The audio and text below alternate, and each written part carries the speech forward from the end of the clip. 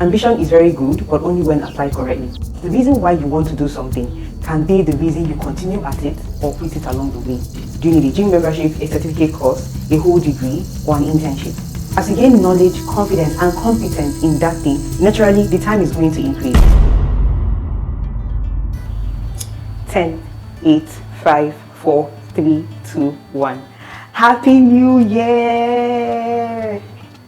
Yeah, guys, that was 9 months ago. And in 3 months or less, we're going to start saying that again. And then the New Year resolutions are going to start pouring in, where people want to start preparing for what they want to achieve in the year. But can we normalize end of year resolutions, where we start preparing for the year before the actual year? You know those speeches where people say, hit the ground running? This is what they are talking about, where you are actually prepared for what you are about to embark on. So imagine starting the new year at a new job or in a new role because you've taken this time to prepare for the role. Or you attend the new year party in that amazing dress you've been saving because you took these 3 months to get into the gym and work on your body goals. Guys, that is what this video is about. Are you ready? Let's get it.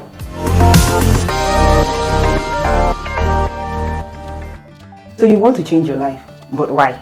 Oh, you thought I wouldn't ask. Why do you want to change your life? Is it because you are no longer comfortable with your status? You want to make more money in this economy because child? Or you just want to do something more fulfilling? There's this video I watched with Bishop T.D. Jakes and Pastor Stephen Furtick, where he said that discomfort is God nudging you, trying to tell you that there is something more that you're meant for. Or it's just greed, because sometimes greed can do that as well. But why do you want to change your life? If you click anywhere on my channel, you're going to hear me talk about purpose a lot of times. That's because the reason why you want to do something can be the reason you continue at it or quit it along the way. Purpose gives you direction and clarity, helps you create a vision. From your vision, you create goals. To make your goals a reality, you then place actionable steps on them, and that is how you get what you want. So, once you've gotten your purpose locked down, usually that helps you to determine which area of your life you want to change. Is it your academics, your career, the fitness goals, health goals, financial, spiritual goals, or a combination of a few of them? Because yes, there are certain goals that you can be doing alongside other ones. But be careful not to take on too much, because that is an easy way to get overwhelmed and quit on the way. But after you've set your goals or determine what goals you're going to achieve in the next 3 months, you're going to have to know what it actually requires. What does it take? What is the time implication of the goals that you set for yourself? What is the financial implication of what you set? Do you need a gym membership, a certificate course, a whole degree, or an internship? Time is of no consequence. Some people have decided not to start something just because it's going to take time. But that time you're worried about is going to come and go. So what does it matter? Tips for success. 1. Start small. Ambition is very good, but only when applied correctly. If you're only now starting to work out, is it really realistic for you to say you want to lose 10 kg in 1 week? First of all, there is no diet plan or exercise regimen that is going to help you achieve that. At least not one that is sustainable. If you're only now starting to read, is it realistic for you to say you want to read a whole book in a day? I mean, you might, but for some people, that's not the case. How about if it's a new skill that you've never been exposed to? How much time is realistic enough for you to dedicate to that thing? I once wanted to take a course, and the time requirement was 10 hours a day. I work a 9 to 5. But even if I have no job and my parents pay all my bills, with the way my brain is set up, I still will not want to do 10 hours a day on anything. I'm sorry. That's just me. You know you. So if it is something you can do, then that's fine. However, 1 or 2 hours is fine. 1 to 2 kg is also fine. As you gain knowledge, confidence, and competence in that thing, naturally the time is going to increase, because now you're either comfortable or you just love it more. Knowing yourself and what your capacity is key. And I touched on that in my video on how to get to know yourself. I'm going to link it somewhere here. Progression, guys, not perfection. Second tip, plan your day before the day. Plan your week before the actual week.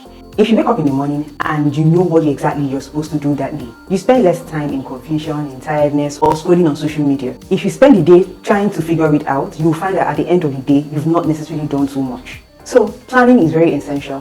Plan your day, plan your week. Put in those activities how you want to do it. And this is peculiar from one individual to another. For you, achieving that task might be better for you in the morning, while for some other person is in the evening. Or it changes week by week. But if you know exactly what you're supposed to do ahead of the time you're going to do it, you'll not only plan your time better, but you'll be more effective at doing that thing. 3, which fits off of my previous point, utilize a planner, a reminder, or an alarm clock. You cannot effectively store up everything you want to do and at the times you want to do it in your head, because life is happening and there are distractions along your way. If you're able to write these things down in a planner or a to-do list and put reminders or set up alarms for the specific times you want to achieve that thing, you stand a better chance at doing it. because even if you forget or if you start doing something else, once the alarm goes off, you'll be reminded of what you're supposed to be doing at that time. You don't necessarily have to be rigid with your plan. You just have to make it happen, whether that be in the morning, in the evening, or during your lunch break. It doesn't matter how it works, as long as it works. If you're single, now is the time to start doing the things that you're meant to do to achieve any goal you want. That's because you don't necessarily have the obligations that a married person has. Is that to say that the married person cannot change their life in 3 months? Absolutely not. However, it will require more effort on the part of the person who is married. Maybe to say, oh, my wife is going back to school, or my husband is preparing for this exam and should not be disturbed from this time to this time. Sometimes too, you may need help in certain areas. You just may need to delegate certain tasks to other people so that you can be able to focus on the things that you need. All in all, whether you're single or you're married, for it to work, you have to be determined to make it work. There is this saying that if you want it, you'll find a way. If not, you'll find an excuse. Excuses will always come up. There will always be things that is going to draw your attention. Are you going to find a way or find an excuse? At the end of these 3 months, we're going to find out. If you found this video helpful, just do the needful. Share this video with anyone you know is going to benefit. Put in the comment section what other suggestions or what exactly you're going to be starting. And you can come back to this video in 3 months and know whether you've achieved that thing or not. That can be one way to keep you accountable. Check out this video on how to achieve goals, or check out this one on how to get to know yourself better. Thank you so much for watching, and I'll see you in any of my other videos. Bye guys.